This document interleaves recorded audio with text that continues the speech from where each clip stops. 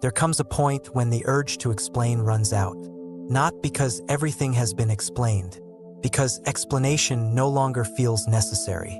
Words don't disappear. Language still functions. You can speak, plan, respond, describe, but the internal pressure to say something about experience fades. There's no commentary forming in the background, no sentence waiting to be completed, no conclusion asking to be drawn. And at first, this can feel strange, because for so long, saying something internally felt like participation. If you weren't commenting, were you really present? If you weren't concluding, were you missing the point? But slowly, it becomes clear that the urge to comment was never about presence. It was about reassurance. Reassurance that the moment was understood. Reassurance that it was handled. Reassurance that it fit somewhere. When that reassurance is no longer needed, the commentary quiets on its own. There's nothing left to say, not because the moment is empty, but because it's complete. This completeness doesn't announce itself. It doesn't feel final. It doesn't feel resolved. It just feels sufficient. The moment doesn't ask for interpretation. It doesn't want to be wrapped up in a thought. It doesn't require a takeaway. It happens, and then it's done. Nothing is left unfinished. This is often misunderstood as disengagement, but it's the opposite. You're more engaged than before, just not verbally. You're in contact without narration. There's a kind of intimacy here that words would actually interrupt. Like sitting with someone you trust where conversation isn't required. You don't feel awkward. You don't feel distant. You just sit. And that sitting is full. This is what it feels like when the inner narrator has nothing left to do. It doesn't protest. It doesn't argue. It simply rests. And when it rests, nothing collapses. Life doesn't go quiet. It doesn't lose color. It doesn't become flat. It continues exactly as it was, just without being talked over. There's a deep relief in this. Not relief from struggle, relief from effort.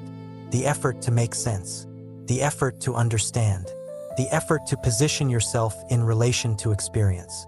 All of that effort falls away, and what remains is ease. Not emotional ease, structural ease.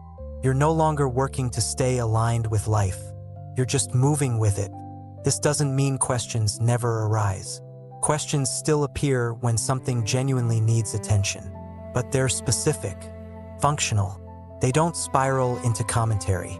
They don't turn into identity inquiries. They resolve and dissolve. You don't keep them around. Before, questions often led to more questions. Now, questions lead to action or clarity, and then they end. There's no momentum to maintain. No inquiry to keep alive. This is where the sense of unfinished changes its meaning. Earlier, unfinished meant incomplete. Something was missing. Something needed to be resolved. Now, unfinished means open, not lacking, open. Life doesn't need to be wrapped up. It doesn't need a bow. It doesn't need a summary. It just keeps going. And you go with it. This openness feels stable, not precarious, because nothing is being held together by thought anymore. Thought used to act like glue, holding identity together, holding meaning together, holding direction together. Without that glue, you might expect everything to fall apart. But what happens instead is simpler. Things arrange themselves naturally. Relationships adjust. Responsibilities clarify. Preferences shift. You don't need to manage these changes. They happen as part of life's movement. And because you're not narrating them, they don't feel dramatic. They just feel appropriate. One of the clearest signs of this shift is how little you feel the need to conclude things internally. Before, every experience wanted closure. What did that mean? How did that affect me? What should I take from it? Now, experiences end when they end. There's no aftertaste. No mental cleanup required. You don't revisit them later looking for something you missed. You trust that if something mattered, it would have stayed. And most things don't need to stay. This trust creates a deep sense of rest. Not sleep, rest. The kind that comes from not carrying things forward unnecessarily. You're not dragging yesterday into today. You're not preloading tomorrow. You're here, and here is enough. This doesn't remove care. You still care about people. You still care about what you do. But care isn't expressed through mental involvement.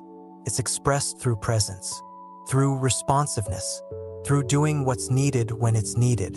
And when it's done, it's done. There's no need to say anything else about it. This also changes how you relate to silence. Silence no longer feels like a pause between words. It feels like the natural state when nothing needs to be said. You don't rush to fill it. You don't feel compelled to interpret it. You let it be. And in that silence, there's no sense of absence. Nothing is missing. Not a thought, not a feeling, not an explanation. Everything that needs to be present is present. This is deeply countercultural. We live in a world that values articulation, expression, explanation. We're taught that if you can't say it, you don't know it. But this way of living reveals something else. You can know without saying. You can understand without explaining. You can be complete without concluding. This kind of knowing is quiet. It doesn't announce itself. It doesn't defend itself. It doesn't need validation. It's just there. And because it's not trying to be anything, it doesn't disappear. There's also a soft humility that comes with this. You're no longer trying to have the last word. Not with others. Not with yourself. You don't need to arrive at a final position. You don't need to resolve every internal debate. You let things remain open, and that openness doesn't feel unresolved. It feels alive. Life is not a problem to be solved. It's a process to participate in. When there's nothing left to say, participation becomes effortless. You stop standing outside of life commenting on it. You step fully into it. This also changes how you relate to uncertainty. Before, uncertainty demanded explanation. You tried to reduce it, to clarify it, to close it. Now, uncertainty is allowed. Not because you like it, because you don't need to eliminate it. Uncertainty doesn't block action. It doesn't create paralysis. You move with what's known, and you wait where things aren't clear. Waiting doesn't feel like failure. It feels appropriate. This is a mature relationship with not knowing. Not philosophical. Practical. You don't pretend to know more than you do. You don't demand certainty before living. You let life reveal itself as it goes. This is where peace quietly enters. Not the peace of answers, the peace of not needing them. Nothing left to say doesn't mean nothing matters. It means nothing is asking to be wrapped in language. Nothing missing doesn't mean everything is perfect. It means nothing essential is absent. Life has what it needs to continue, and so do you. You're not waiting for a final understanding. You're not waiting for clarity to arrive. You're not waiting to say the right thing to yourself. You're already here, already participating, already enough. This is not an ending. It doesn't feel like one. There's no sense of completion, just continuation without commentary. Life keeps moving. You keep responding. Days unfold. Moments pass. And through it all, there's a quiet recognition. There's nothing left to say about it. And nothing is missing from it. When the inner narrator rests, life doesn't become silent. It becomes sufficient. And sufficiency doesn't need words. It doesn't need explanation. It doesn't need conclusion. It simply is. And that is enough.